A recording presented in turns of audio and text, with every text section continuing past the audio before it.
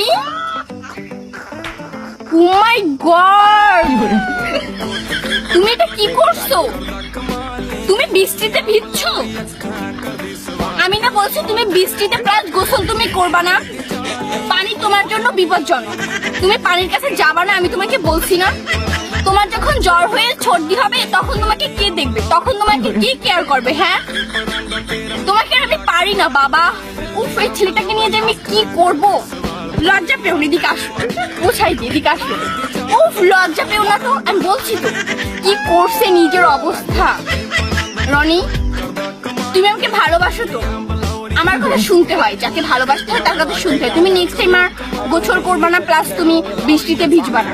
Okay, mind it, এটা তুমি মাথায় রাখো। সুন্দর করে এখন বাসায় চলে যেও, রাস্তাঘাটে বেশি বন্ধুদের সাথে আড্ডা টাড্ডা দিও না।